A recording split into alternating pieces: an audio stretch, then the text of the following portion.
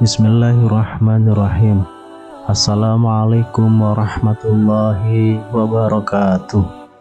Syukur alhamdulillah kita bisa berjumpa kembali di channel ini. Sholawat dan salam semoga selalu tercurahkan kepada junjungan kita Nabi besar Muhammad Sallallahu Alaihi Wasallam. Allahumma sholli ala Sayyidina Muhammad wa ala ali Sayyidina Muhammad. Harapan dan doa saya untuk saudaraku semua yang sedang menonton video ini, semoga saudaraku semua selalu diberikan kesehatan oleh Allah, dimudahkan segala urusannya, dilapangkan rezekinya, dan diampuni segala dosanya. Amin ya rabbal alamin. Sahabat beriman yang dirahmati Allah dan Rasulullah sudah mengingatkan melalui dalil dan hadis untuk tidak mengerjakan sholat yang tidak sesuai dengan syarat dan rukun dalam ibadah sholat, supaya tidak menjadi suatu kebiasaan sholat yang salah. Ibadah sholat yang salah bukan menjadi pahala, tetapi justru dibenci oleh Allah beserta Rasulnya. Sholat merupakan salah satu rukun Islam yang 5 yang wajib dikerjakan meskipun berada pada kondisi yang tidak memungkinkan. Sholat adalah hal yang wajib dikerjakan. Meskipun tidak bisa berdiri, maka dibolehkan untuk duduk, berbaring, bahkan bisa dikerjakan dengan hati. Karena itu, sangatlah tidak masuk akal apabila seseorang mengaku beriman kepada Allah namun meninggalkan ibadah yang berfungsi sebagai tiang agama. Sekalipun sholat merupakan tiang agama, ternyata ada beberapa jenis sholat yang sangat dibenci oleh Allah Subhanahu wa Ta'ala. Dalam ajaran Islam, sholat bukan lagi ibadah yang perlu dipertanyakan tentang status hukumnya. Di berbagai dalil Al-Quran maupun hadis, Allah Subhanahu wa Ta'ala serta Rasulullah Shallallahu Alaihi Wasallam telah menetapkan dengan jelas. Sudah ditetapkan mana sholat yang wajib dan sunnah.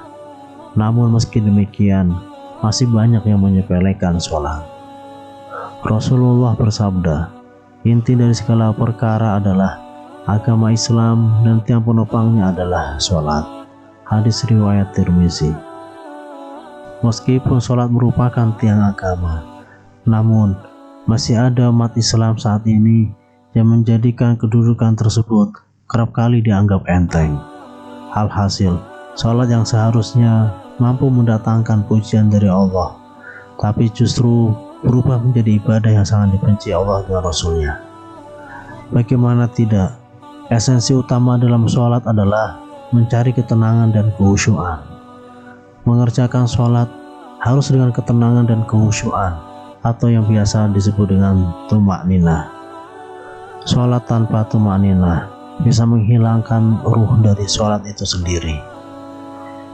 Parahnya lagi, sholat yang terburu-buru atau seperti cacing kepanasan tanpa menyertai tumakninah sering terjadi di sekitar kita. Ada hadis yang perlu kita ketahui, di mana Rasulullah pernah mengibaratkan orang yang sholat tanpa tumakninah sama dengan kejahatan seperti seorang pencuri. Rasulullah bersabda, sejahat-jahat pencuri adalah orang yang mencuri dari sholatnya. Para sahabat bertanya, wahai Rasulullah, bagaimana dia mencuri dari sholatnya?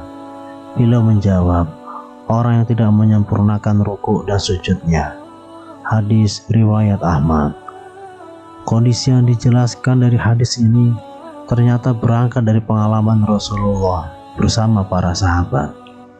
Hari itu, setelah Rasul selesai sholat berjamaah, tiba-tiba seorang laki-laki masuk ke dalam masjid dan langsung mengerjakan sholat sendirian. Anehnya ketika sholat, laki-laki itu melakukan gerakan ruku dan sujud tanpa disertai jeda. Melihat hal itu, Rasulullah kemudian berkata di hadapan sahabatnya, "Apakah kalian menyaksikan gerakan sholat laki-laki tersebut? Barang siapa yang semasa hidup melakukan sholat seperti itu, maka dia meninggal tidak dalam keadaan Islam." Tak berhenti sampai di situ.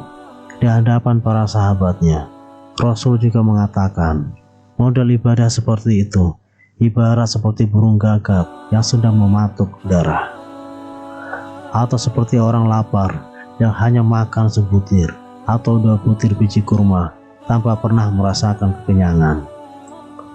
Dalam buku Agar Sholatmu Makin Khusyuk karya Syekh Muhammad Sholeh Al-Munajjid dijelaskan, salah satu dosa orang yang mengerjakan sholat adalah tidak memperhatikan rukun sholat, yaitu tumakninah. Memang tidak ada yang bisa menyangkal tentang perkara diterima atau tidaknya suatu amalan, hanyalah ketentuan dari Allah Subhanahu wa Ta'ala.